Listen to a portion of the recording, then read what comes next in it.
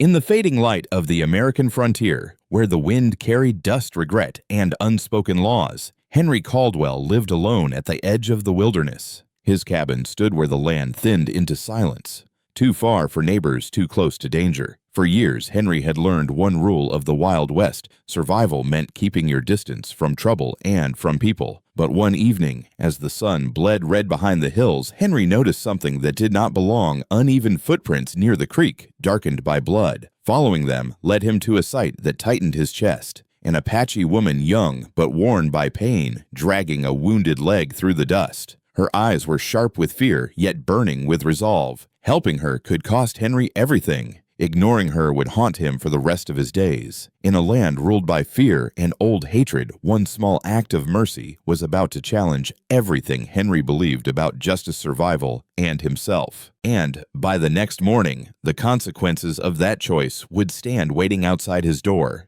Before we step deeper into this story, take a moment to tell us in the comments where you're listening from and what time it is in your part of the world. And if you enjoy immersive Wild West stories filled with emotion and meaning, don't forget to subscribe to the channel. You won't want to miss what happens next. Henry Caldwell did not speak at first. He stood several steps away from the woman, the worn leather of his boots pressing into the damp earth beside the creek. The air between them felt tight, stretched thin by fear and years of learned mistrust. The Apache woman leaned against a cottonwood trunk, her breathing shallow, one hand gripping the bark, as if the tree itself were the only thing keeping her upright. Her leg was bent at an unnatural angle. Blood had soaked into the hem of her faded dress and dried dark against the dust. She must have walked miles like that, Henry thought, forcing one foot ahead of the other through pain most people would never survive. Their eyes met. Hers were dark and alert, watching his hands more than his face. She expected violence, or worse, indifference. Henry recognized that look. He had seen it once before, many years ago, in the mirror after burying his wife and realizing the world would not stop moving for his grief. Slowly, deliberately, Henry lifted his hands away from his sides. No weapon, no sudden movement, just an old man with tired shoulders and a lined face weathered by sun and regret. "I won't hurt you," he said quietly, though he did not know if she understood English. His voice sounded strange to his own ears, unused, like a door, long left closed. The woman said nothing. Her jaw tightened as she shifted her weight, and pain flashed across her face before she could hide it. Her knee buckled. She would have fallen if Henry had not stepped forward on instinct. The moment he touched her arm, she flinched. Her body tensed like a trapped animal's. Henry froze, afraid that one wrong move would shatter what little calm remained. "I'm sorry," he murmured. "I won't." She shook her head once sharply, then let herself sink down against the tree. Sweat glistened at her temples. The effort alone had drained what strength she had left. Henry glanced toward the tree line. The forest beyond the creek was quiet, too quiet. No birds, no wind, the kind of stillness that made a man feel watched. He knew this land well enough to understand what that silence meant. Someone could be looking for her. He swallowed and made his decision. "My cabin's not far," he said, gesturing uphill. "You can rest there, just for the night." Her eyes narrowed. She searched his face as if weighing something invisible. Trust did not come easily out here. It never had. At last, she gave a small, reluctant nod. Helping her up was slow work. She leaned heavily on him, her breath warm against his shoulder. She was lighter than he expected, all bone and muscle and stubborn will. Every step made her wince, yet she did not cry out. Not once. By the time they reached the cabin, dusk had settled in fully. The single-room structure stood hunched against the land, its wooden walls scarred by decades of wind and sun. To Henry, it had always felt like a refuge. Tonight it felt dangerously exposed. Inside, he set her down carefully on the narrow bed. She watched him the entire time, her gaze never leaving his hands. Henry busied himself lighting the lantern, the familiar motion steadying his thoughts. When he turned back, he knelt beside her leg. Up close, the injury looked worse. The swelling was severe, the skin discolored and tight. He exhaled slowly. "This won't be pleasant," he said, more to himself than to her. She pressed her lips together and gave a single nod. Henry cleaned the wound as best he could, using water warmed over the small stove and strips torn from an old cloth. His hands shook slightly, not from fear, but from the weight of what he was doing. He had not tended another human being like this since Margaret. Margaret Caldwell. Her face rose unbidden in his mind, gentle and resolute, her voice steady even when sickness had stolen her strength. She had always believed that kindness was a choice, not a weakness. Do what you can, she used to say. Then live with it honestly. The woman hissed softly as he adjusted her leg. The sound snapped him back to the present. I know, he murmured. Almost done. When it was finished, Henry sat back on his heels, exhausted. The woman's breathing had steadied, though her eyes remained open alert. My name's Henry, he said after a moment. Henry Caldwell. She hesitated, then spoke for the first time. Her voice was low, rough with pain. Naya.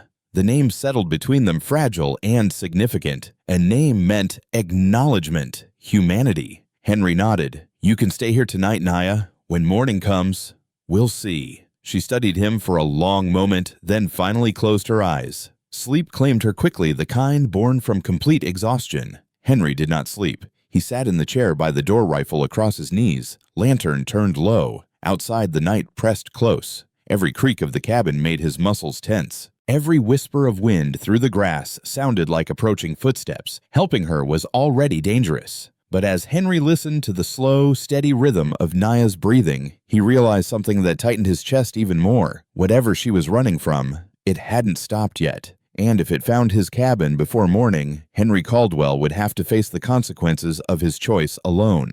Henry Caldwell woke before dawn, though he was not certain he had ever truly slept. His body ached from the chair by the door, his joints stiff and unforgiving. The lantern had burned low, leaving the cabin washed in gray shadow. For a moment, he simply listened to the wind brushing the walls, to the faint crackle of dying embers in the stove, to the slow, uneven breathing from the bed. Naya stirred. She did not open her eyes right away. Instead, her brow tightened, and a low sound escaped her throat as pain reached her before memory did. Henry was at her side, instantly careful not to startle her. Easy, he said softly. You're safe.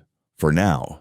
Her eyes opened dark and sharp, despite the exhaustion. She took in the cabin, the low ceiling, the rough-hewn walls, the single window clouded with dust. Then her gaze returned to him. She tested her injured leg, flinched, and stopped. Henry poured water into a tin cup and held it out. She hesitated, then accepted it with both hands, drinking slowly, deliberately. Her hands trembled, not from weakness alone, Henry realized, but from restraint, from the effort of staying in control. You made it through the night, he said. That's something. Naya studied his face as if measuring truth itself. Then she nodded once, a quiet acknowledgement. Henry checked the bandage. The swelling had not worsened, but the leg was still dangerously inflamed. He frowned. You shouldn't move today, he said. If you try, you'll do more harm than good. She shook her head immediately, a sharp, instinctive refusal. Her fingers curled into the blanket. They'll come, she said. Her English was broken, but clear enough.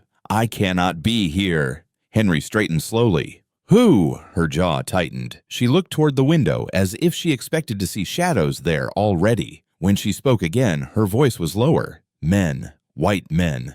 The words settled heavily in the small space. Henry did not ask for more, not yet. He had lived long enough to understand that fear like hers was not born from imagination. It came from experience. I haven't seen anyone, he said carefully. But if they're looking, they won't find you easy. Not here. She turned back to him, searching his face again. Why, she asked. Why help? The question caught him off guard. He opened his mouth, then closed it. The easy answers, because it was right, because she was hurt, felt too thin. Instead, his thoughts drifted backward to a different morning, many years ago. Margaret had been standing by the stove, her hair pinned back, her hands steady as she stirred a pot that neither of them truly needed. She had already been sick then, though neither of them spoke of it. Not yet. A knock had come at the door. A stranger. Hungry, desperate. Henry had hesitated just like this. The world had taught him caution early. But Margaret had only smiled. Open the door, she had said. Whatever comes after, we'll face it together. He had never regretted listening to her. Henry exhaled slowly and met Naya's gaze. Because someone once taught me that you don't leave a person bleeding in the dirt, he said. Not if you want to keep calling yourself human. Something in her expression shifted. Not trust, at least not yet, but recognition. As if she understood the weight of that choice. The morning crept on. Pale light filtered through the window, revealing the dust motes hanging in the air. Henry moved quietly, tending the stove, preparing what little food he had. He handed her a small portion. She ate slowly, her eyes never fully relaxing. When the pain grew sharper, she closed her eyes and breathed through it. Henry watched, struck by her endurance. There was strength in her stillness, in the way she refused to let suffering define her. "You're not just running," he said finally. "Are you?" She did not answer at once. When she did, her voice was barely above a whisper. "They took my brother." The words felt like a blow. Henry's hand stilled. "Who took him?" She swallowed. "Men from town. Said he stole." He did not. Henry felt a familiar bitter ache bloom in his chest. He had seen justice twisted into something cruel before, too many times. "They hurt you," he said. She nodded. Outside, a sound broke the quiet. Not loud, just a faint disturbance, like the earth itself shifting. Henry went still. He moved to the window, careful to stay in shadow. There, near the tree line, tracks. Fresh. Horse tracks. His pulse quickened. He had been right. Whatever Naya was fleeing had not ended at the creek. When he turned back, she was watching him, fear sharpening her features. She had heard it too. Or sensed it. "Not yet," Henry said quietly. "But soon." She struggled to sit up, panic breaking through her control. "I must go." "No," Henry said firmly. "Not like this." She clenched her fists. "They will kill you." Henry surprised himself with a soft, humorless laugh. "I've lived long enough to know that avoiding danger doesn't keep you alive. It just keeps you empty." He knelt beside her again, lowering his voice. "If they come, they'll have to look me in the eye first." The conviction in his tone seemed to still her. She searched his face one more time, then slowly lay back against the pillow. The silence that followed was heavier than before. Henry returned to his chair, rifle close, senses sharpened. His thoughts churned not with fear, but with resolve. He was no hero, no gunslinger, just an old man with a cabin and a choice he had already made. Outside, the wind shifted, carrying with it the distant sound of hooves. Henry Caldwell closed his eyes briefly, then opened them steady and unflinching. The past had found him again, and this time he would not turn away. By late morning, the land around Henry Caldwell's cabin had taken on a different character. The sun climbed higher, but it brought no comfort, only exposure. Shadows shortened. Every inch of open ground felt like an invitation to be seen. Henry moved with purpose now. He circled the cabin slowly, careful not to leave obvious tracks, studying the earth as he went. The horse prints near the trees were clearer in daylight, heavy-shod hooves, more than one rider. They had passed through not long ago, close enough to matter. Inside, Naya lay still listening. Pain dulled her movements, but it sharpened her awareness. When Henry returned, her eyes found his immediately. "They are near," she said. "Yes," he replied. "Not at the door. Yet." She closed her eyes for a moment, steadying herself. When she opened them again, fear had not left, but it was joined by something else. Resolve. Henry poured fresh water, checked her bandage again. The swelling worried him.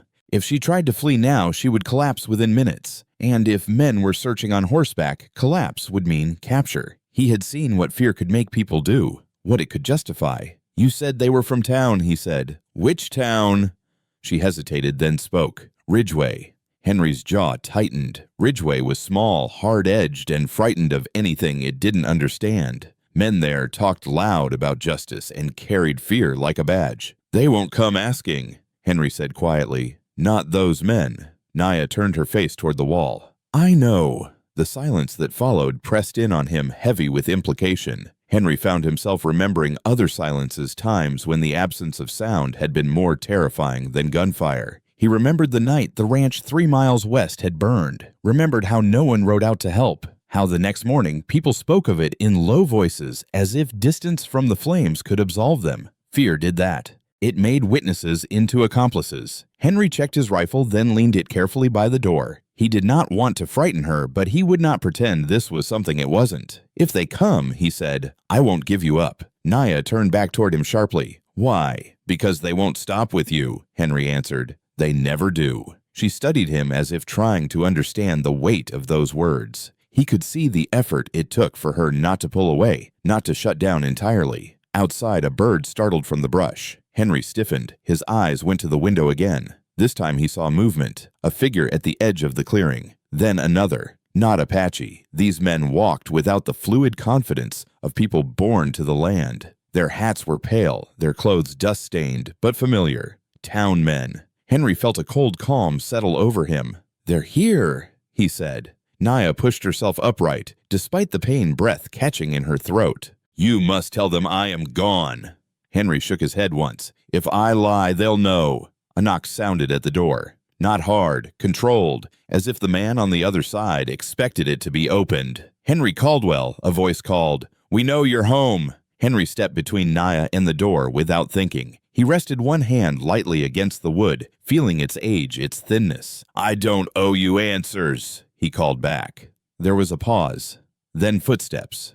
A shadow passed across the window. "Just want to talk," the voice said. "About a runaway." Henry closed his eyes briefly, then opened them. He pulled the door open just enough to step outside, closing it behind him. 3 men stood in the clearing, all armed, all tense. One of them, taller, broader than the others, met Henry's gaze with a smile that didn't reach his eyes. "Morning, Henry," he said. "Name's Samuel Brooks." Henry nodded. He had heard the name, had hoped never to put a face to it. "What do you want?" Henry asked. Brooks tilted his head. "Heard you might have seen an Apache woman pass through." Henry said nothing. Brooks' smile thinned. "She's accused of theft. Hurt a man while fleeing." Henry held his gaze. "That's not what happened." The air shifted. The men exchanged glances. "You calling us liars?" Brooks asked. "I'm saying you don't know the truth." Henry replied evenly. Brooks stepped closer. "Truth is, old man, you're in no position to decide that." Henry could feel his pulse in his ears. He thought of Margaret, of the promise he had never spoken aloud, but had lived by since her death to be the man she believed he was. "She's not yours to take," Henry said. Behind him, inside the cabin, Naya held her breath. Brooks' expression hardened. "You're protecting her." Henry did not deny it. The sound of a horse snorting came from behind the men. More riders, reinforcements. Brooks exhaled slowly. "Last chance, Henry. Step aside." Henry stood firm. "No." For a heartbeat, no one moved. Then Brooks raised his hand. Henry braced himself not for pain, but for consequence. He had crossed a line. There was no stepping back now. From the woods beyond the clearing came a different sound. Not hurried, not chaotic. Hooves. Many of them. Brooks froze. His men turned. From the tree line emerged shapes, dark, silent, mounted. Apache warriors appearing as if summoned by the land itself. The clearing filled with tension so sharp it felt like a blade drawn across the air. Henry did not turn. He did not need to. He already knew what the morning had brought to his door. And standing between two worlds on the brink of violence, Henry Caldwell realized that fear had finally lost its hold on him. The horses did not charge. They did not shout. They simply came to a halt at the edge of the clearing, their riders sitting tall and still watching. The suddenness of their appearance stole the air from the moment, as if the land itself had decided to hold its breath. Samuel Brooks swore under his breath. His men shifted hands, tightening around rifle stocks. Fear rippled through them, not the wild panic of men under attack, but the cold realization that they were no longer the only ones with numbers. Henry Caldwell stood between the cabin and the men from town. His shoulders squared, his hands empty. He felt the weight of the Apache riders behind him, like a presence at his back, silent, deliberate waiting. Inside the cabin, Naya listened. She could hear the horses now, the faint creak of leather, the low murmur of voices outside. Her heart hammered against her ribs. She tried to sit up again, pain flaring bright and sharp, but she bit down on it and forced herself still. If this was the moment her family had come, she would not meet it helpless. Outside, Brooks lifted his chin toward the riders. "This is town business," he called. "Doesn't concern you." No one answered him. The Apache riders remained motionless, their faces unreadable eyes fixed on the scene before them. Their silence was not hesitation, it was judgment withheld. Henry took a slow breath. He felt oddly calm, as though the fear he had carried for years had finally found a place to rest. He did not know how this would end, but he knew why he was standing where he was. "Leave," he said to Brooks, "before this gets worse." Brooks barked a humorless laugh. "You think you get to give orders now?" Henry met his gaze. "I think you don't want what happens if you don't." For a long moment, it seemed as though Brooks might test him, might force the issue, prove something to himself or his men. Then his eyes flicked again to the riders. He swallowed. "This isn't over," Brooks said. "You hear me, old man? You've made an enemy today." Henry inclined his head slightly. "I can live with that." Brooks hesitated, then gave a sharp gesture. His men backed away slowly, never turning their backs. When they reached their horses, they mounted quickly and rode off, the sound of their departure loud and clumsy, compared to the stillness that followed. Only then did Henry allow himself to exhale. He turned slowly toward the Apache riders. They were closer now, though he had not heard them move. At their center sat an older man, his posture straight, his presence commanding without effort. His hair was streaked with gray, his eyes deep-set and steady. When he looked at Henry, it felt as though he was seeing through him, weighing something far older than words. The man raised a hand. The riders behind him remained still. Henry did not speak. He waited. After a moment, the older man dismounted. He walked forward alone, his steps measured, stopping several feet from Henry. He studied Henry's face, his clothes, the cabin behind him. "You helped my daughter," the man said. Henry nodded. "She was hurt. You knew who she was." "Yes, you knew what it could cost you." Henry met his gaze. "Yes."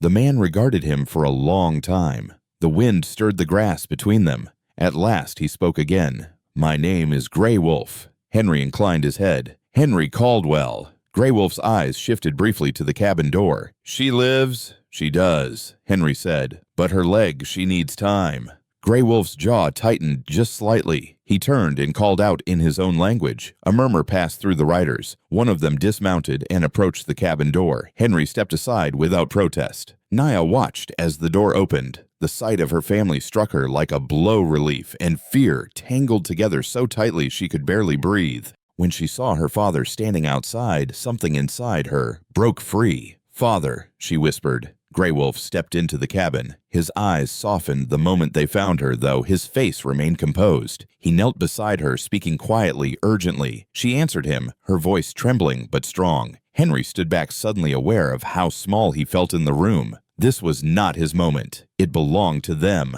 After a time, Grey Wolf turned to him. "You did more than offer shelter," he said. "You stood between her and those who would harm her." Henry shrugged lightly. "I did what I could." Grey Wolf rose. "Many men say those words. Few live them." He stepped outside, Henry following. The riders waited silent as ever. "My people will not forget this," Grey Wolf said. "But understand this. Henry Caldwell, kindness carries weight. It does not disappear when the danger passes." Henry nodded. "I understand."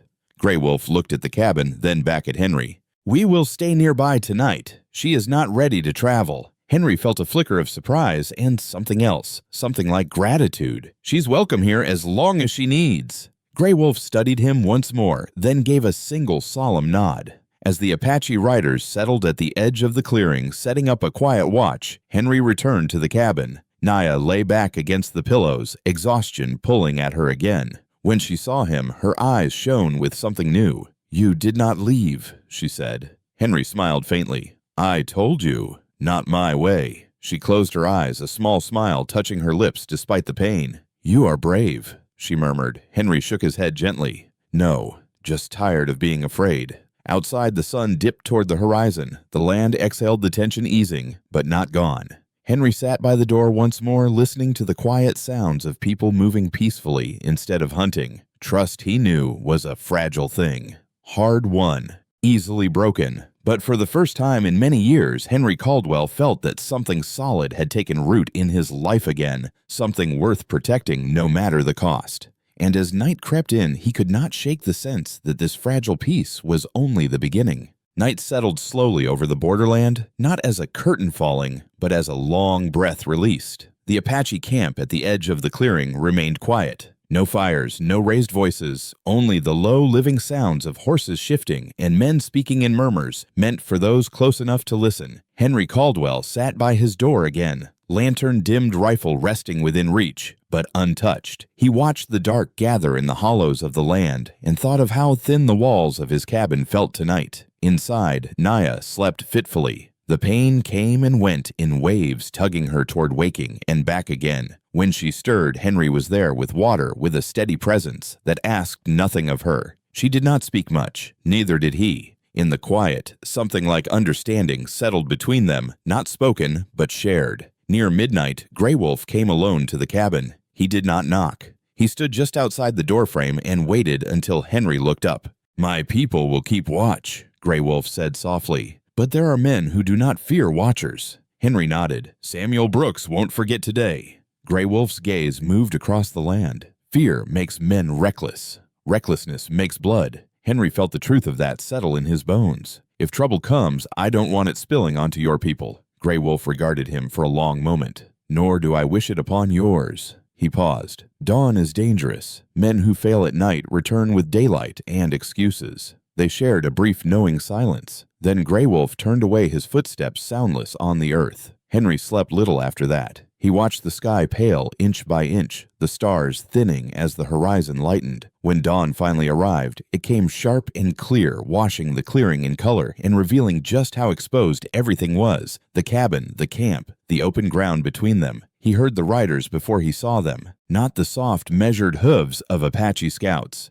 These were heavier, faster, determined. Gray Wolf was already mounted when the first figures appeared at the far end of the clearing. Apache riders shifted, forming a loose line, not aggressive, but ready. Henry stood in his doorway, heart steady, jaw set. Samuel Brooks led the group this time. He had brought more men, too many to be coincidence. They fanned out as they approached, rifles, visible postures, stiff with resolve born from wounded pride. Brooks did not smile. "Morning," he called. "We're taking her." Henry stepped forward into the sunlight. "She's injured. She's not going anywhere." Brooks's eyes flicked to the Apache riders. "You planning to hide behind them now? I'm standing on my land," Henry replied evenly. "Same as yesterday." Brooks dismounted boots, hitting the dirt with finality. Yesterday was a misunderstanding. Today is correction. A ripple of tension ran through the clearing. Horses stamped. Leather creaked. Henry felt the weight of eyes on him from both sides. He lifted his chin. "You come any closer," he said, "and you'll force a choice no one here wants." Brooks laughed, but it sounded brittle. "You think you get to dictate terms?" Before Henry could answer, Gray Wolf rode forward. He stopped well short of Brooks, his horse calm, his expression unreadable. "This woman is my daughter," Gray Wolf said, his voice carrying easily. "You will not take her." Brooks' mouth tightened. "She's accused of theft, assault." Gray Wolf's eyes did not waver. "By men who lie." A murmur passed among the Apache riders. Brooks bristled. "Careful!" Gray Wolf raised a hand, not in warning, but in restraint to his own people. "We seek peace," he said, "but peace requires truth." Henry took a breath. "There's no lawman here," he said. "No judge, just men with guns. That's not justice." Brooks turned on him. "You don't get to lecture me, old man." Henry felt a strange calm settle over him again. He thought of Margaret's voice, of the promise he had kept all these years without knowing it was a promise at all. "I do," he said quietly, "because someone has to." For a heartbeat, the world seemed to tilt. Then a sharp sound cracked the air. A gunshot. Dust leapt from the ground several yards away, not aimed to kill. A message. Everything moved at once. Apache riders surged forward, not charging, but closing ranks. Brooks's men raised rifles, fingers white on triggers. Henry felt time slow, each breath measured, each movement etched with consequence. Gray Wolf lifted his hand again higher this time. His voice cut through the chaos. "Enough." The Apache riders halted. Brooks's men hesitated, uncertain. The silence that followed was absolute. Gray Wolf looked at Brooks. "You will leave," he said. "Now." Brooks's jaw worked. Pride warred with fear, with calculation. Henry stepped closer to Gray Wolf, lowering his voice. "They won't stop," he said. "Not unless something changes." Gray Wolf nodded once. "Then something will." He turned to his people and spoke swiftly. Two riders dismounted and moved toward the cabin. Henry's pulse jumped, but they did not enter. They stood guard, calm and deliberate. Gray Wolf faced Brooks again. "At dawn tomorrow," he said, "we meet with a lawman, one who knows this land and its people. Until then, there will be no more blood." Brooks scoffed. "You think I'll wait?" Gray Wolf's gaze hardened. "I think you will," he said, "because if you don't, every man here will remember who broke the peace." Brooks looked around at the Apache riders, at Henry standing firm beside them, at his own men shifting uneasily. He exhaled sharply. "This isn't finished," he said. "No," Gray Wolf agreed. "But it pauses." Brooks mounted and rode away, his men following their departure, loud with frustration. The clearing breathed again. Henry's legs felt suddenly heavy. He leaned against the cabin wall, the adrenaline draining from him. Naya appeared in the doorway, pale but upright, supported by one of the Apache women who had come quietly to tender. Her eyes found Henry's. Gratitude flickered there, mixed with worry. Gray Wolf approached Henry and inclined his head. "You stood your ground." Henry managed a faint smile. "I had help."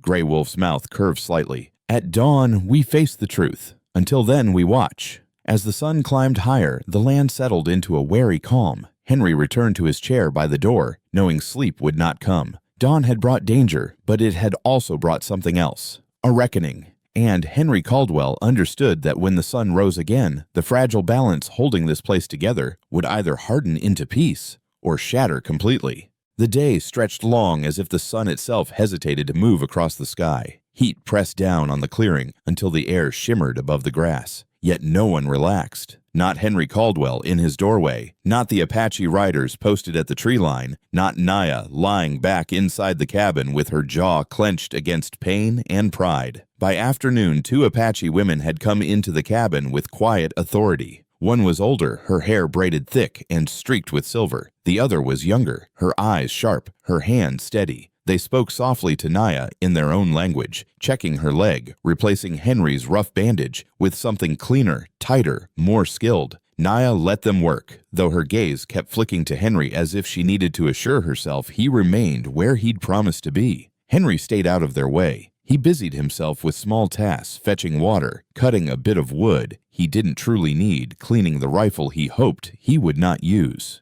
But his mind never stopped moving. At dawn tomorrow, a lawman. Grey Wolf had spoken it like a stone placed on the table. A plan, a boundary. Yet Henry could not shake the feeling that Samuel Brooks was not the kind of man who respected boundaries unless they were carved into him. As evening approached, Grey Wolf returned to the cabin. He came on foot this time alone again, as if he preferred to meet Henry not as a chief among warriors, but as a father making decisions that carried blood and consequence. He stepped into the doorway and paused, taking in the cabin's dim interior. His eyes found Naya first. She was propped against a pillow, her face pale, her hair loose around her shoulders. The moment she saw him, her expression tightened, an ache of relief, guilt, and defiance all at once. Grey Wolf said something to her in Apache. His tone was calm, but Henry could hear the undercurrent worry held tightly in check. Naya answered quietly. Her voice cracked once, and she swallowed hard, forcing it steady again. She looked away as if ashamed to show weakness. Henry stood near the stove, hands empty, making himself small. This was not his language, not his family, not his history, yet he could feel the gravity of it. Grey Wolf listened. Then he spoke again, shorter, firmer. Naya's shoulders stiffened. She replied with a sharp edge that surprised Henry. For a moment, the air in the cabin felt charged, like lightning trapped in wood and breath. Then Grey Wolf exhaled. His gaze softened, though his posture remained unyielding. He reached out and touched Naya's forehead lightly, a gesture so gentle it seemed out of place on a man who carried authority like a weapon. Naya's eyes closed for a moment. When they opened, they were wet, quickly blinked dry. Grey Wolf finally turned his attention to Henry. "You are still here," he said. Henry nodded. "I said I would be." Grey Wolf studied him in silence, the way a man studies a path before deciding to walk it. "Many men speak promises," Grey Wolf said. "When the wind changes, they forget." Henry felt the words land in him not as accusation, but as truth born from long experience. "I've forgotten enough in my life," he replied. "I'm trying not to do it anymore." Grey Wolf's eyes narrowed slightly as if Henry had said something he did not fully understand but recognized as honest. He stepped farther into the cabin. "My daughter did not come to your land by accident," he said. Henry waited. "She ran from men who wear law like a mask," Grey Wolf continued. "Men who believe the world belongs to them because they can take it." Henry's jaw tightened. "Brooks." Grey Wolf nodded once. "Brooks and those like him." He paused. "They took my son." Henry's breath caught. The words made everything heavier. Not just a chase, not just suspicion. A loss. Naya's hand clenched in the blanket. She stared at the wall, her face hard as if forcing herself not to break open again. Grey Wolf's voice lowered. "They say he stole. They say he attacked. But they would have found a reason no matter what he did. They wanted an example." Henry felt a bitter heat rise behind his ribs. He had seen examples made before, men dragged from saloons, women shamed for surviving children, punished for existing in the wrong skin.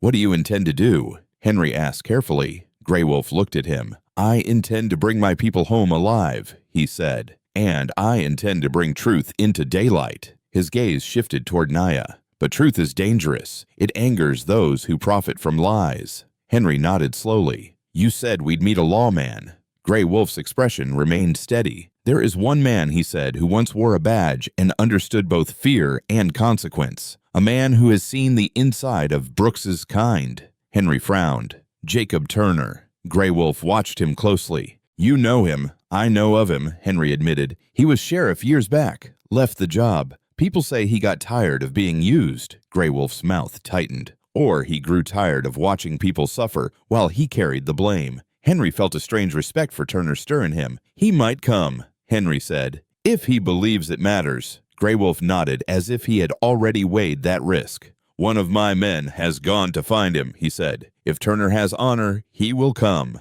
Outside, the sky deepened into amber. The Apache riders remained steady at the edge of the clearing, their presence like a silent wall. Yet Henry knew walls could be climbed, broken, burned. Grey Wolf stepped closer to Henry, his voice quiet now. "You must understand something, Henry Caldwell," he said. "My people see what you did as debt. A debt is not gratitude alone. It is bond." Henry met his gaze. "I didn't help her for payment." "I know," Grey Wolf said. "That is why the bond is strong."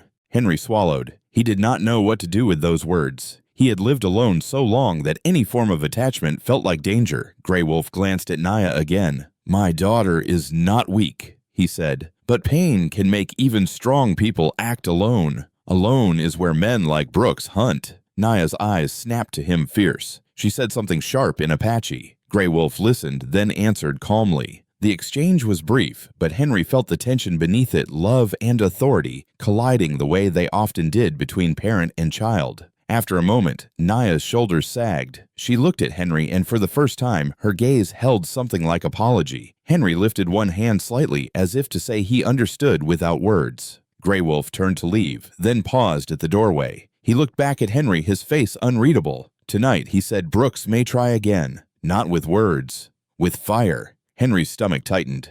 He pictured flames licking the cabin walls, the roof collapsing, smoke swallowing everything, his life reduced to ash because he chose mercy. And yet the thought did not terrify him the way it once would have. "I won't let him," Henry said. Grey Wolf gave a slow nod. "Then we stand together." He stepped out into the twilight, vanishing into the gathering dark, like a shadow returning to its rightful place. Henry closed the door behind him and leaned his forehead briefly against the wood. His hands were steady, but his chest felt heavy. Naya watched him from the bed. "Henry?" she said quietly. He turned. Her voice was softer now, stripped of pride, stripped of fear. "If you die because of me." Henry shook his head before she could finish. He crossed the room and knelt beside her bed. "Listen to me," he said. "I've been dying slowly for years. Alone.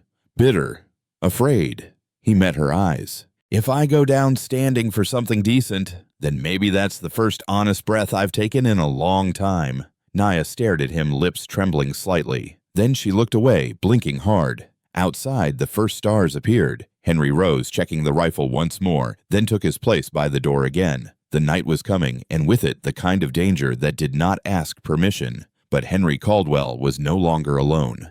And as the darkness thickened, the sound of distant movement far off, faint, deliberate, made his blood run colder than the night air. Someone was coming.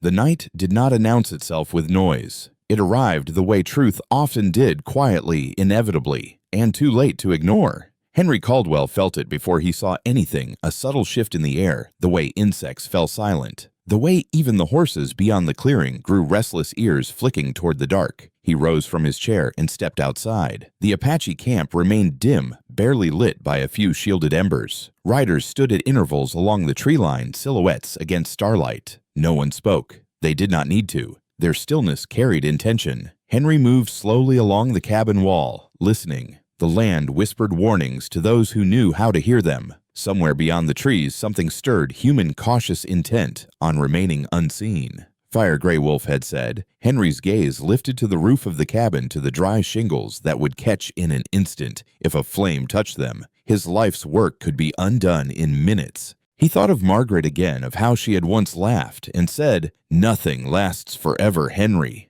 That's why you choose what matters while you can." Footsteps brushed the grass. Henry froze, then raised his hand, slightly signaling toward the nearest Apache rider. A shadow detached itself from the tree line and moved closer, silent as breath. Grey Wolf emerged from the dark beside Henry, his presence steady grounding. "You feel it," Grey Wolf said quietly. "Yes," Henry replied. Grey Wolf lifted 2 fingers. From the darkness, Apache riders shifted positions, widening their watch without sound. They were not hunting. They were waiting. A flicker of movement caught Henry's eye near the old split-rail fence at the edge of the clearing. A shape crouched low, then another. Not riders this time. Men on foot. Henry's jaw tightened. "They're trying to slip in," he murmured. Grey Wolf nodded. They believe darkness belongs to them. One of the shapes moved closer, a faint glow appearing briefly in his hand before disappearing again. A lantern shutter. Fire. Grey Wolf stepped forward into the open. Enough, he called out, his voice calm but commanding. The shadows froze. For a heartbeat, nothing happened. Then Samuel Brooks stepped into the moonlight, his face pale and tight with anger. Two men flanked him, their eyes darting between Henry and the Apache riders, now emerging more visibly from the trees. "You just don't learn, do you?" Brooks snapped. "I told you this wasn't finished." Grey Wolf regarded him steadily. "You come in darkness because you fear daylight," he said. "That tells me much." Brooks sneered. "You don't get to judge me." Grey Wolf's eyes hardened. "Every man is judged," he replied,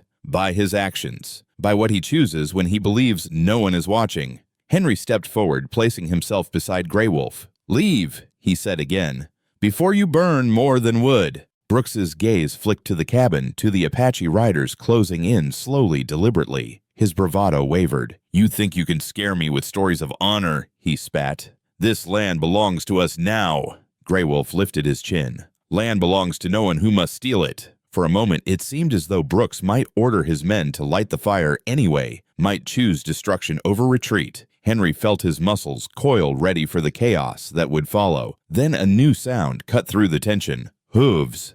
Fast. Urgent. From the far side of the clearing, a rider burst into view, his horse lathered, breathing hard. He reined in sharply, dismounted, and spoke quickly to Grey Wolf in Apache. Grey Wolf listened without interrupting, his expression unreadable. When the rider finished, Grey Wolf turned back to Brooks. "The lawman comes," he said. "Jacob Turner rides toward us now." The name landed like a blow. Brooks stiffened. "Turner's no sheriff anymore." "No," Grey Wolf agreed, "but he remembers what it means to be one." Henry felt a flicker of relief and dread. Turner's arrival could bring order, or it could ignite something worse. Brooks hesitated, calculating. His men shifted, uncertain. The firebrand lowered slightly in one man's hand. Grey Wolf took another step forward. "You will leave," he said. "You will return at dawn, in the light. Or you will be remembered as men who chose fire over truth." Brooks' face twisted with fury. For a long, dangerous moment, Henry thought he might refuse. Then Brooks spat on the ground.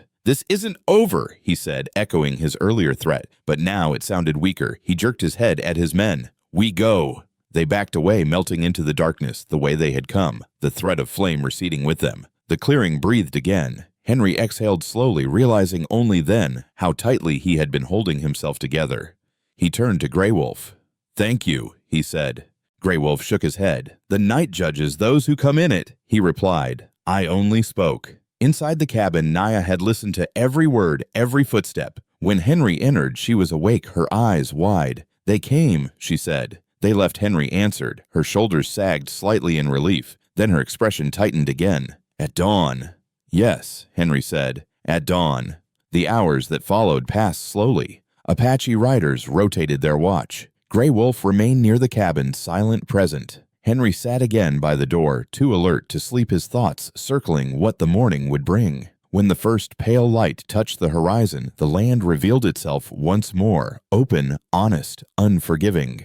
Jacob Turner arrived just as the sun cleared the hills. He rode alone, his posture relaxed but watchful, his eyes sharp beneath the brim of his hat. He dismounted without ceremony, taking in the scene, the cabin, the Apache riders, Henry standing at the threshold like a man braced for impact. "Morning," Henry Turner said. His voice carried the weight of years.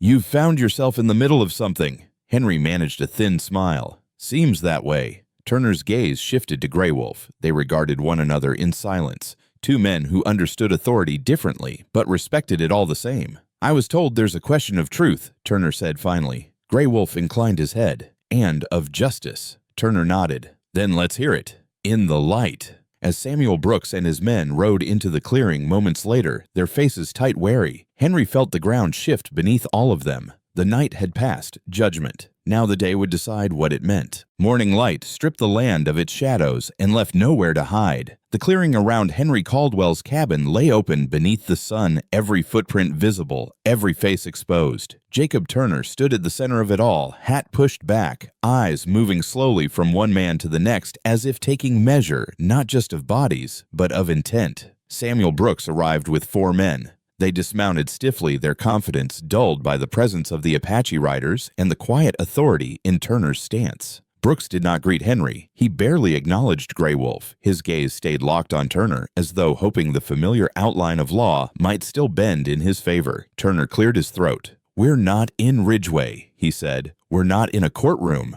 but we are in daylight, and that's more honesty than most men want. So let's speak plain." He turned first to Grey Wolf. "You say your daughter was attacked and your son taken." Grey Wolf stepped forward, his voice even. "Yes." Turner nodded. "Tell me how." Grey Wolf spoke without flourish. He described the trading post outside Ridgeway, the accusation of theft made without proof, the men who closed in too quickly, too eagerly. He spoke of his son stepping between Naya and those men of blows struck before questions were asked, of his son being dragged away while others watched and did nothing. As Grey Wolf spoke, the clearing grew still. Even the horses seemed to sense the gravity of it. Turner listened, expression unreadable. When Grey Wolf finished, Turner turned to Naya, who had been brought out of the cabin with careful support. Her face was pale, but her eyes were steady. "You don't have to speak," Turner said gently, "but if you do, I'll hear you." Naya lifted her chin. Her English faltered at first, but she pressed on, each word carved out of pain and resolve. She told of hands grabbing her, of falling hard and feeling her leg break beneath her, of hearing her brother cry out as he was taken. She did not embellish. She did not plead. She simply told the truth. When she finished, Turner turned slowly toward Brooks. "You accused them of theft," Turner said. "What was taken?" Brooks shifted. "Supplies, ammunition." "From where?" "From the post." Turner's gaze sharpened. "You file a report." Brooks hesitated, didn't see the need. Turner nodded slowly as if that confirmed something he already suspected. Anyone witnessed the theft. Brooks' jaw tightened. Men saw them near the post. Near Turner repeated, "Not stealing." Brooks bristled. "They don't belong there." A murmur rippled through the Apache riders. Turner's voice hardened. "That's not evidence." Brooks took a step forward. "You're taking their word over ours." Turner met his gaze without blinking. "I'm weighing truth, and so far, yours is light." Henry felt something ease in his chest, a tension he had carried since the first knock on his door. Turner turned back to Grey Wolf. "Where is your son now?" Grey Wolf's voice did not waver. "Held near Ridgeway, in a shed behind the post." Brooks's eyes flicked away. Turner noticed. He sighed. "That was a mistake, Sam." Brooks' face flushed. "He assaulted a white man." Turner stepped closer, lowering his voice. "You mean he defended his sister?" Brooks clenched his fists. "You don't know that." "I know enough," Turner replied. He straightened. "This is what's going to happen. We ride to Ridgeway. We see this man. If he's been harmed without cause," Brooks cut in sharply, "you don't have authority." Turner's eyes flicked to the Apache riders, then back to Brooks. "Authority isn't always a badge. Sometimes it's the last thing standing between order and blood." Silence followed, heavy, unforgiving. Brooks laughed suddenly, a sharp, humorless sound. "You think this ends clean? You think people will accept this?" Turner looked around the clearing, at Henry standing firm, at Grey Wolf's unyielding calm, at Naya gripping the arm of the woman beside her. "No," Turner said, "but they'll accept it better than a war." After a long moment, Brooks spat again and turned away. "Fine," he said. "Ride." The journey to Ridgeway was tense and quiet. Apache riders flanked the group at a distance, not threatening, but unmistakable. Townsfolk gathered as they approached, whispers rising like dust. Henry rode beside Turner, his thoughts heavy. At the trading post, Turner dismounted and strode straight to the shed. He flung the door open. Inside, bound and bruised but alive, was Grey Wolf's son. The sound Grey Wolf made then was not loud. It did not need to be. It carried the weight of restraint barely held. Turner took one look at the injuries and turned back toward Brooks. His voice was ice. This man was beaten. No charge, no hearing. Brooks said nothing. Turner cut the bonds himself. Grey Wolf stepped forward and placed a steadying hand on his son's shoulder. The young man met his father's gaze, pain and relief flickering there. The crowd watched silent now. Turner turned to the townsfolk. "This ends here," he said. "Anyone who says otherwise answers to me." No one spoke. As they rode back toward the cabin, the tension shifted, not gone, but transformed. Something had been exposed in daylight, and it could not be buried again easily. Henry glanced at Naya riding carefully behind him, her face drawn but resolute. She met his eyes and nodded once, a quiet "thank you." He nodded back. Yet even as the land opened before them again, Henry felt a familiar unease. Truth had been revealed, justice had taken a step. But men like Brooks did not forgive being shamed, and as the wind carried the distant sounds of Ridgway fading behind them, Henry knew this story was not yet finished. The ride back from Ridgway was slower than the ride there, not because the horses were tired, but because every man carried the weight of what had been exposed in daylight. Truth had a way of doing that, slowing steps, sharpening glances, forcing people to feel the ground beneath them again. Henry Caldwell rode near the rear, close enough to watch Naya and her brother without drawing attention to himself. The young man sat straight, despite the bruises darkening his jaw and wrists. Pain was there unmistakable, but pride held him upright. Naya watched him constantly, as if afraid that if she looked away, he might vanish again. Jacob Turner kept his eyes forward. He had the look of a man who knew the most dangerous part of a job often came after the right thing was done. They reached the clearing by late afternoon. The Apache riders peeled away into the trees, settling back into their quiet watch while Gray Wolf guided his son toward the cabin. Two women moved to support him, their hands gentle practiced. The land seemed to exhale the tension, easing just enough to be deceptive. Henry dismounted and rubbed his knees, feeling the familiar ache. For a moment, he allowed himself to believe the worst had passed. That was when he noticed the smoke. Not from his chimney, from the far side of the ridge. Turner saw it too. He shaded his eyes, then lowered his hand slowly. "That's not cooking smoke," he said. "That's signaling." Henry's stomach tightened. "Brooks!" Turner nodded once. "Men who lose face don't like to sit with it. They look for a way to take it back." Gray Wolf approached his expression, already dark. "My scouts saw movement," he said. "White men. Not many, but angry." Naya stepped closer to Henry, leaning heavily on a stick one of the women had fashioned for her. "They will come at night," she said quietly, "when they think fear will do the work for them." Henry glanced at the cabin, his cabin at the thin walls and the roof that would burn like tinder if given the chance. He felt no regret, only resolve. Turner dismounted and faced them all. "If Brooks comes again, it won't be with talk," he said. "It'll be with men who don't mind crossing lines because they think no one will stop them." Gray Wolf's eyes were steady. "We will stop them." Turner hesitated. "That's what worries me. One spark and this becomes something neither side can control." Henry spoke before he could second-guess himself. "Then we don't meet them in the dark." Turner looked at him. "What are you thinking?" Henry took a breath. "We make it clear there's nothing to hide. We stay visible. Fires lit, doors open. We let them see there's no fear here to feed on." Gray Wolf considered this. "Fear is what they want," he said. "If they find none, they will look for another way." "Exactly," Henry replied. "And that gives us time."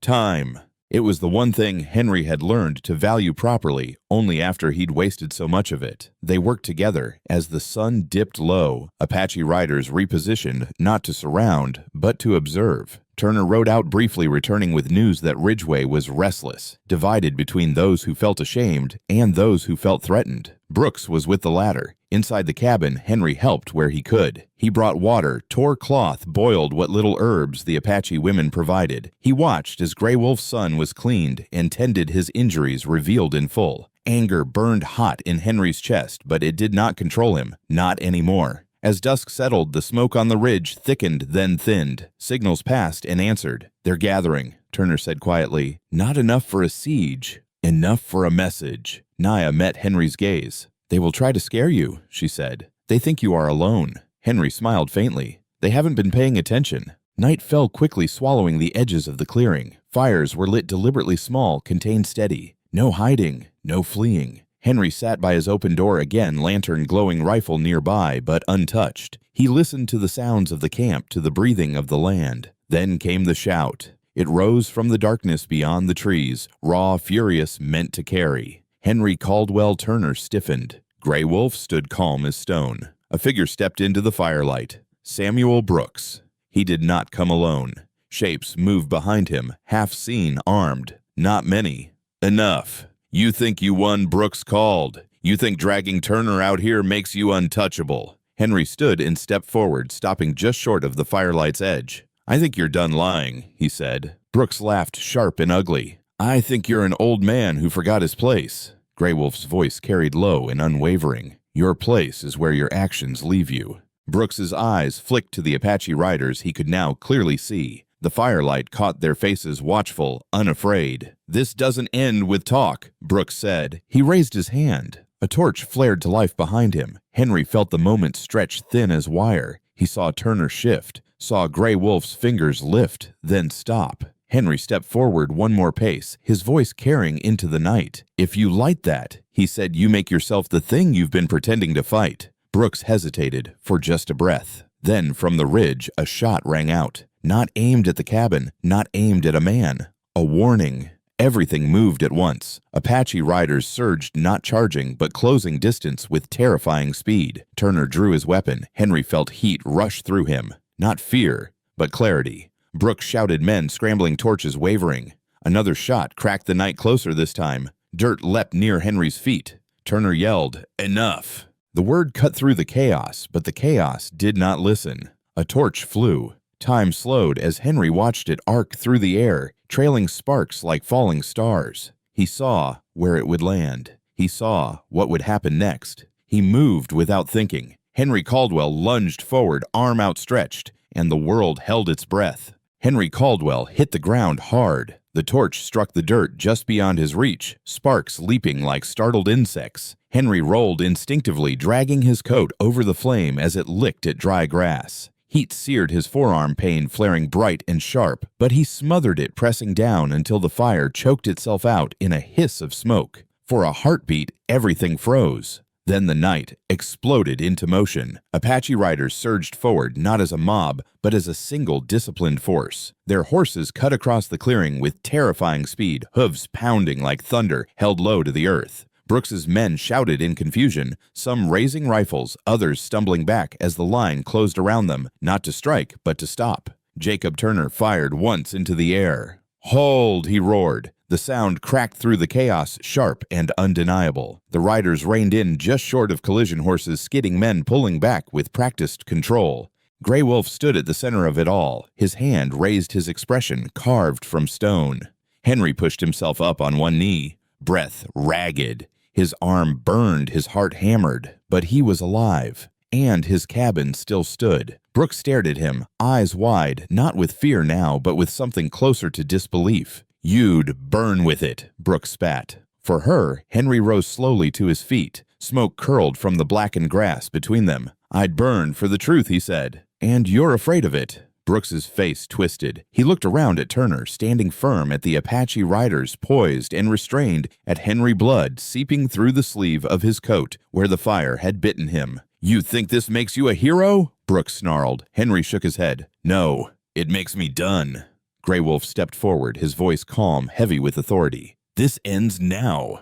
Brooks laughed a broken sound. "You don't get to decide that." Gray Wolf's gaze never wavered. "You decided it when you chose fire." Turner moved to Henry's side, glancing at the burned sleeve. "You hurt." Henry nodded once. "Nothing I won't survive." Turner exhaled slowly, then turned on Brooks. "You've crossed every line left to you," he said. "Assault, kidnapping, arson, and that's just tonight." Brooks's shoulders sagged slightly, the fight draining out of him at last. "You'll hang me for this." Turner's jaw tightened. "No," he said. "You'll answer for it." "That's worse." The Apache riders closed in another step, not threatening, just final. Brooks looked at them, then at Henry again, as if searching for something he could still twist to his advantage. "You think they'll remember you kindly," Brooks said bitterly. "When the next trouble comes," Henry met his gaze. "I'm not doing this to be remembered kindly." Gray Wolf lifted his hand again. Two riders dismounted and moved swiftly, efficiently, relieving Brooks of his weapons. His men hesitated, then surrendered theirs as well, eyes darting between Turner and the riders. The clearing fell quiet once more. The danger deflated, but not gone like a storm that had broken without leaving yet. Inside the cabin, Naya had watched everything from the doorway, supported by her brother and one of the women. When she saw Henry standing burned but unbowed, something inside her finally gave way. She stepped forward, ignoring the pain in her leg, her voice cutting through the silence. "Enough," she said. All eyes turned to her. She moved slowly but deliberately, stopping beside Henry. Her brother reached out, but she shook her head gently, signaling she was steady enough. "These men," she said, looking at Brooks, "believe fear is strength." Her gaze shifted to Henry. "They are wrong." She turned to the gathered faces, Apache riders, townsmen held at a distance by Turner, the land itself listening. "This man did not know me," she said. "He owed me nothing." But he stood in the fire. Henry felt his throat tighten. Grey Wolf watched his daughter pride and worry etch deep into his face. Naya continued, her voice trembling, but clear. "You took my brother to make an example," she said to Brooks. "Now look." Brooks looked away. Turner cleared his throat, steadying the moment. "I'll take Brooks and his men back to Ridgeway," he said. "They'll answer for this. Publicly." Grey Wolf nodded. "Good." Turner signaled to his horse. 2 Apache riders stepped back, giving space. Brooks was bound, not roughly but firmly. As Turner led him away, Brooks cast one last look over his shoulder at Henry. "This land will chew you up," he said quietly. "It always does." Henry didn't answer. When they were gone, the night seemed to loosen its grip at last. The fires burned low. The riders dismounted some, checking the perimeter, others tending to Henry's arm with careful hands. The burn was painful, blistering, but shallow. Henry bore it in silence. Grey Wolf approached him, his eyes grave. "You put yourself between fire and shelter," he said. "That is not forgotten." Henry managed a faint smile. "I didn't plan on it." Grey Wolf's mouth curved slightly. "Plans matter less than choices." Naya stood beside her father now. She looked at Henry, her eyes shining with something deeper than gratitude recognition. "You could have let it burn," she said softly. Henry met her gaze. "I've let too many things burn already." Grey Wolf studied him, then nodded once deeply. "My people will remember this night," he said. "Not as a victory, as a line drawn." The Apache riders began to withdraw, slowly melting back into the trees as the danger receded. Some would remain nearby through the night, but the tension had shifted. Something irrevocable had changed. Henry sank into his chair by the door, exhaustion crashing over him at last. His arm throbbed, his body ached, but his mind was clear. Naya approached, supported by her brother. She hesitated, then placed her hand gently on Henry's uninjured shoulder. "You are not alone anymore," she said. Henry closed his eyes briefly at the weight of those words. As the night deepened and the clearing settled into an uneasy calm, Henry Caldwell understood that courage did not roar or charge. Sometimes it simply stepped forward when fire flew and refused to move. But even as the stars wheeled overhead, another truth lingered heavy and unresolved. Dawn would bring consequences beyond Brooks, and not all of them would be kind. The night slowly loosened its grip, though sleep came to no one easily. The fire-scarred patch of earth outside Henry Caldwell's cabin still smoked faintly, a dark reminder of how close destruction had come. Apache riders remained posted at a respectful distance, silhouettes against the starlight guardians rather than conquerors. The land itself seemed to watch, waiting to see what meaning men would give to what had just occurred. Henry sat with his burned arm wrapped in cooling pain pulsing in time with his heartbeat. Each throb reminded him that choices left marks, some visible, some not. He stared into the low embers of the fire, thoughts drifting not to fear, but to the thin line that had separated restraint from bloodshed. Grey Wolf approached quietly, settling across from him. For a while, neither spoke. The silence was not empty. It was deliberate, heavy with understanding. Tonight, Grey Wolf said at last, "Many men wanted violence." Henry nodded. "Some still do."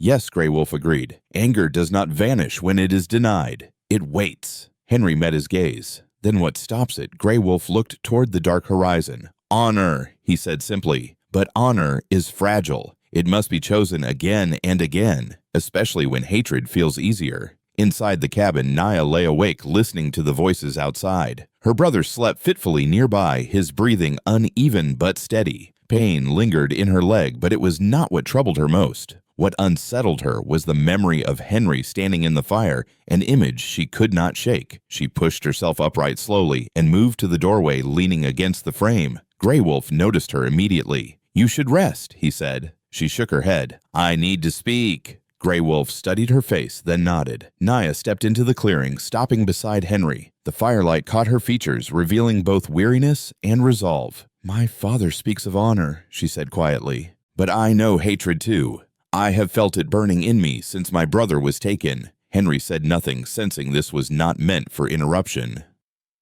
Naya continued, her voice trembling slightly. "Hatred tells you that pain must be answered with pain, that if you do not strike back, you are weak." She glanced at Henry. "But tonight I saw something different." Grey Wolf watched her closely. "You could have let the fire take you," she said to Henry. "You could have stepped back. No one would have blamed you." Henry swallowed. "I would have blamed myself." Naya nodded slowly. "That is the line," she said, "between hatred and honor." Her words settled over the clearing like ash after flame, quiet, unavoidable. Grey Wolf rose to his feet. "My people have lived too long with men who mistake fear for power," he said. "Tonight we did not answer fire with fire. That choice will be questioned. By my warriors, by yours."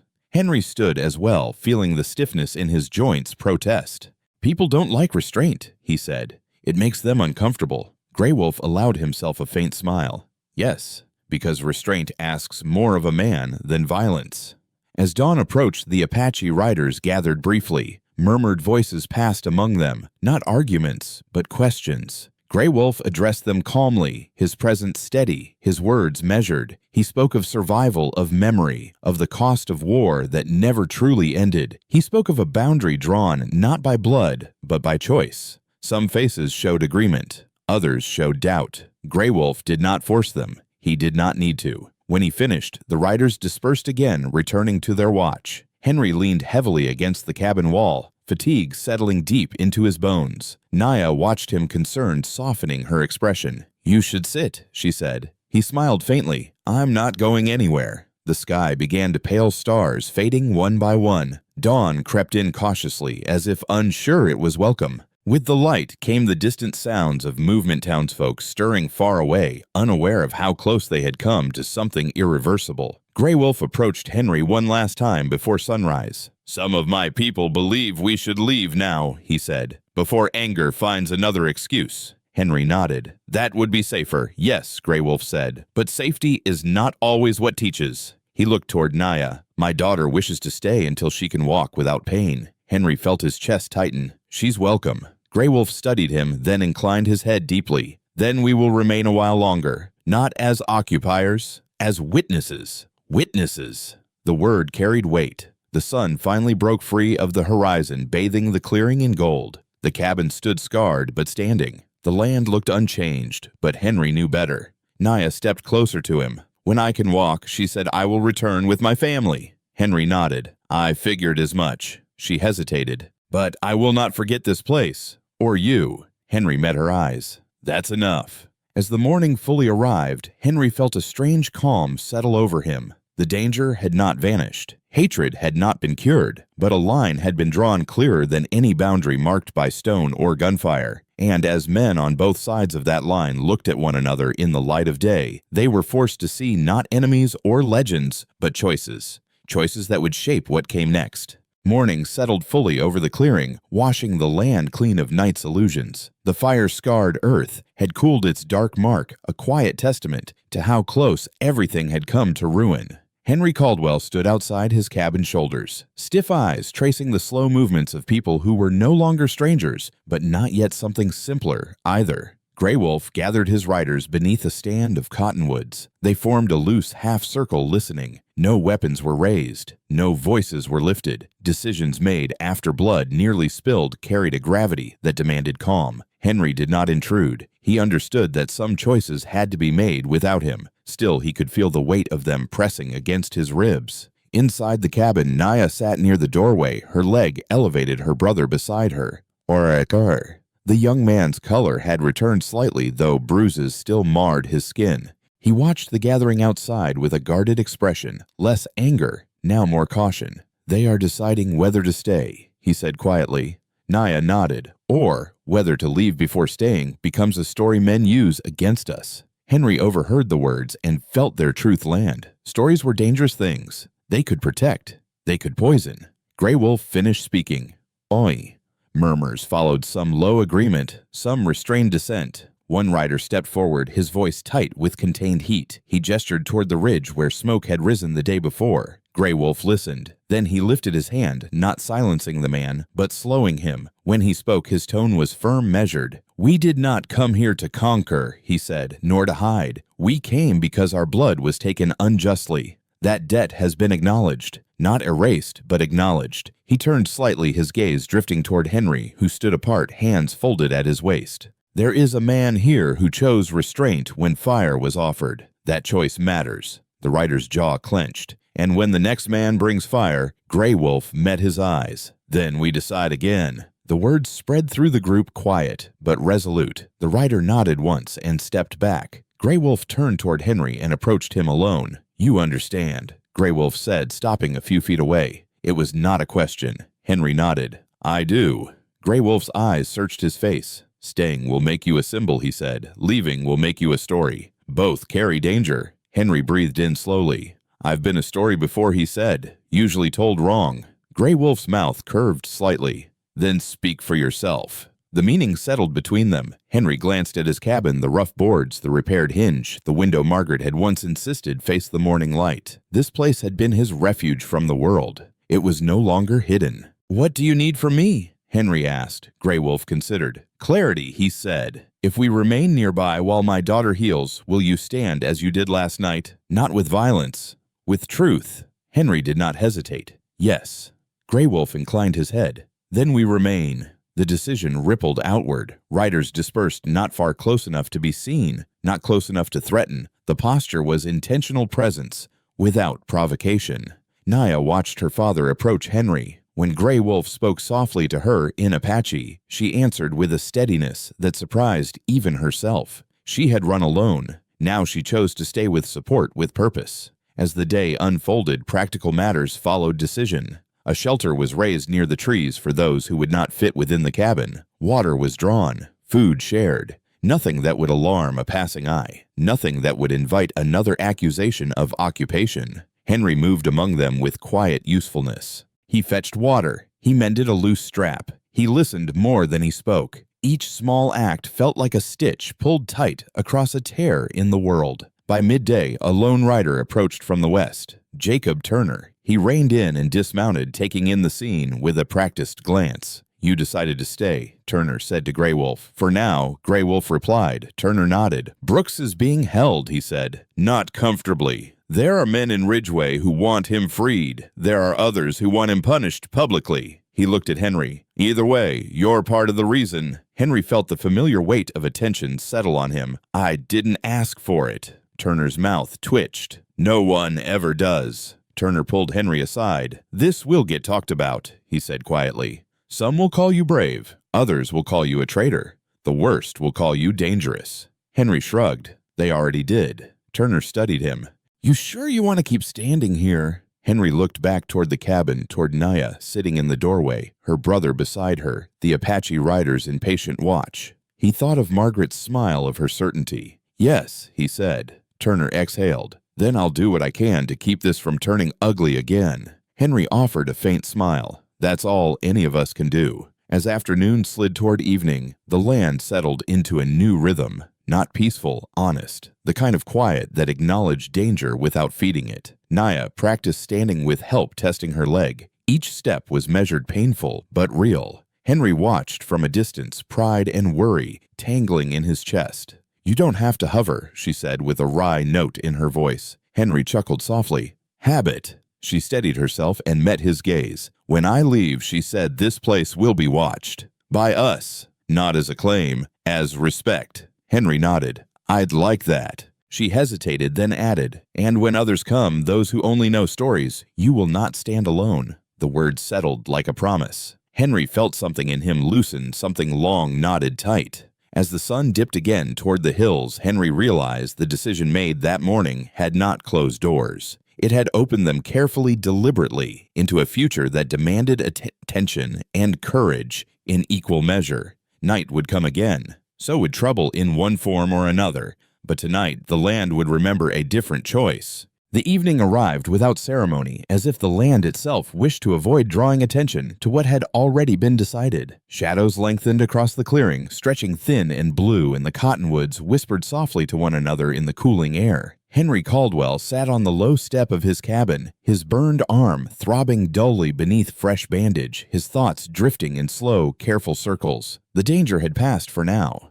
That was the trouble with danger, it never truly left. It simply changed shape. Nearby, Naya practiced moving again. Each step was deliberate, her weight balanced on a crude walking stick, her jaw set with determination. Her brother stood close, ready to catch her if she faltered, but she waved him off when he hovered too near. Pride still lived in her, strong and unbroken. "You'll fall if you rush it," Henry called gently. She shot him a sideways look. "So will you," she said. "If you sit too long," Henry smiled, accepting the rebuke. He rose slowly, joints protesting, and took a few careful steps across the clearing. The movement eased some of the stiffness, though not the ache. Pain, he had learned, was easier to live with than regret. Grey Wolf approached as the light faded his steps, unhurried, his gaze attentive. He had spent the afternoon speaking quietly with his people, listening as much as directing. Leadership, Henry realized, was not about command, it was about patience. "The night will be quiet," Grey Wolf said. "My scouts report no movement." Henry nodded. "Quiet has its own way of making people uneasy." Grey Wolf allowed a faint smile. "Yes, men who thrive on chaos do not trust calm." They stood together in silence for a while, watching as fires were banked low and riders settled into watchful positions beyond the clearing. No one slept deeply. No one needed to. Inside the cabin, the simple order of Henry's life had been disturbed in small, undeniable ways. A blanket folded where it had never been. A cup left near the bed. The scent of unfamiliar herbs lingering in the air. He did not resent it. The disruption felt earned. As night deepened, Naya finished her practice and lowered herself onto a stool near the fire. She flexed her fingers, breathing through the lingering pain. "You will heal," Grey Wolf said, joining her. She nodded. "I know." Henry watched them from a short distance away. He had seen many kinds of families over his life, loud ones, broken ones, absent ones. This one carried itself with quiet strength, with words that mattered, because they were not wasted. Naya looked up at Henry. "You are thinking again." He chuckled softly. "Always been a problem of mine." She considered him. "You could still leave," she said. "When this is done, sell the land. Go somewhere quieter." Henry looked around the cabin, the trees, the ground still marked by scorched earth. "I've been quiet for a long time," he said. "Didn't do me much good." She nodded, accepting the answer without pressing. There was a mutual understanding there now, one born not of shared history, but of shared choice. Later, when the fire had burned down to coals and the sky had filled with stars, Grey Wolf approached Henry once more. His expression was thoughtful, his tone reserved. "There are words that must be spoken," he said. "Between us." Henry straightened slightly. "All right." Grey Wolf looked toward the darkness where his people kept watch. "Some will say I risked too much by staying," he said. "Others will say I did not risk enough." Henry smiled faintly. "Sounds familiar." Grey Wolf returned the smile briefly. "You did not act as a man seeking reward," he continued, "nor as one seeking to erase the past. That matters." Henry felt the weight of those words settle. "I didn't do this to balance scales," he said. "I just didn't want to keep pretending I couldn't see." Grey Wolf nodded slowly. "Seeing is the beginning. Acting is the cost." A breeze moved through the clearing, cool and steady. The stars wheeled overhead, indifferent to the struggles below. "There will be stories," Grey Wolf said. "Some will say you sheltered an enemy. Others will say you invited danger." Henry shrugged. "Let them talk." Grey Wolf studied him carefully. "Talk becomes belief. Belief becomes action." Henry met his gaze. "Then I'll keep acting the same way." Grey Wolf inclined his head deeply this time. "That is all anyone can ask." When Grey Wolf turned away, Naya lingered. She stood beside Henry, her presence quiet, grounded. "My father does not say such things lightly," she said. Henry nodded. "Neither do I." She hesitated, then spoke with a softness that surprised him. "When I was hurt alone, I believed the world had decided what I was worth." She looked at the fire. "You reminded me that belief can be wrong."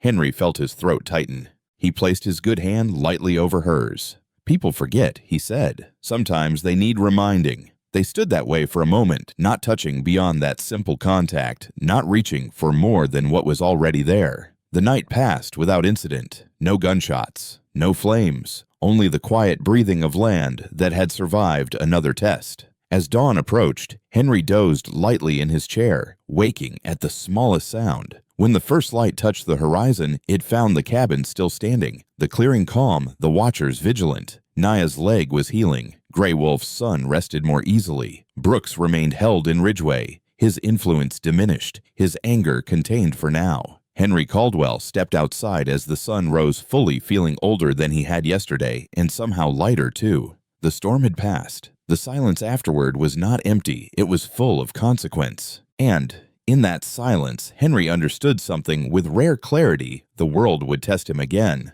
It always did. But he was no longer alone when it did. The morning light arrived gently, as if aware that this place had endured enough harshness for a while. Sunlight spilled across the clearing, warming the scarred earth, where fire had nearly claimed everything. The cabin stood unchanged in shape, yet altered in meaning, no longer just a refuge for one old man, but a quiet marker of a choice that had rippled outward. Henry Caldwell woke with the ache of his burned arm and the deeper ache of age settling into his bones. He did not curse either. Pain reminded him he was still here, still needed. Outside the Apache camp was already stirring. Not hurried, not tense, simply awake. Gray Wolf's people moved with practiced efficiency, breaking down what little they had raised, leaving no mark deeper than footprints that would fade by afternoon. Naya stood near the cottonwoods, leaning on her stick, testing her leg again. Each step was steadier than the last. When she saw Henry, she lifted her chin in quiet greeting. "You're walking better," Henry said. She nodded. "Pain teaches patience." Henry smiled faintly. "That it does." Gray Wolf approached them both, his expression composed but his eyes thoughtful. "We leave today," he said. "Not far. Close enough to watch. Far enough to avoid provoking those who look for excuses." Henry nodded. "That's wise."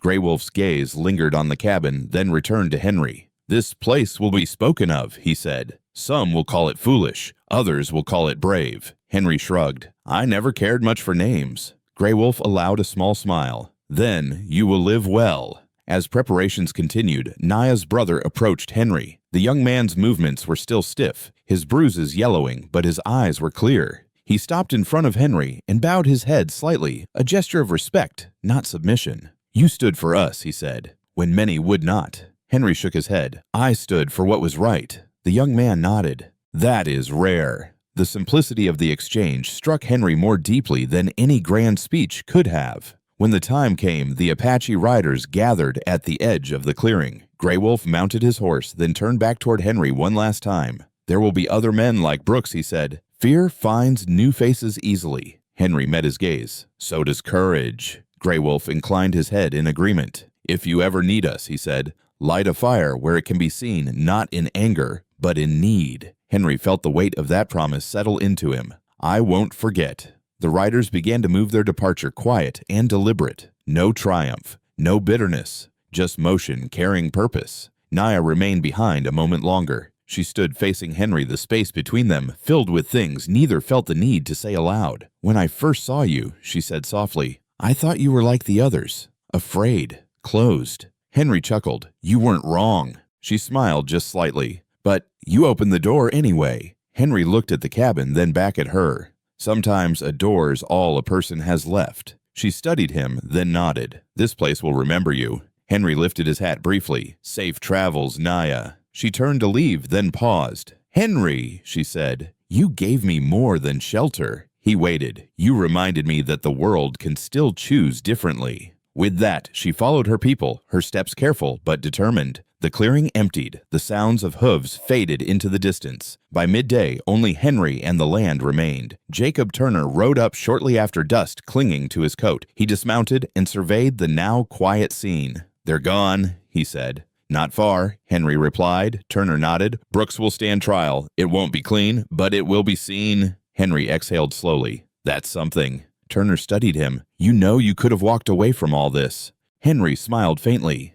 "I did that once already. Took me years to realize it was the wrong road." Turner tipped his hat. "Then I reckon you chose better this time." After Turner left, Henry returned to his cabin. He cleaned, repaired, tended to small things that needed tending. The rhythm of work steadied him, but it felt different now. Purpose had replaced habit. That evening, Henry sat on the step again, watching the sun dip low. The land looked the same as it always had, wide, unforgiving, beautiful, but Henry knew better than to believe nothing had changed. He had changed. For the first time in years, the silence around him did not feel empty. It felt earned. Henry Caldwell closed his eyes and breathed in the cool evening air. He did not know how many years he had left. He did not pretend the world had become kinder overnight, but he knew this when fear had come knocking, he had not hidden. When fire had flown, he had stepped forward. And sometimes that was enough. The wind moved through the grass, carrying the promise of tomorrow, uncertain, demanding real. Henry opened his eyes steady and unafraid, ready to meet it. This story reminds us that true courage is rarely loud, and real goodness often appears in the quiet moments when no one is watching. In a world shaped by fear, prejudice, and survival, Henry Caldwell teaches us that a single act of compassion can draw a line between who we were and who we choose to become. He did not change the world with force or power, but with restraint, empathy, and the willingness to stand still when running away would have been easier. Life will always test us with moments where silence feels safer than truth and distance feels safer than kindness. Yet it is in those moments that our choices matter most. Even one person standing calmly for what is right can stop a fire from spreading and remind others of their own humanity. If this story moved you, we'd love to hear your thoughts. What moment resonated with you the most? Share your feelings in the comments below. And if you enjoy heartfelt, meaningful stories like this one, please subscribe to the channel. Your support helps keep these stories alive.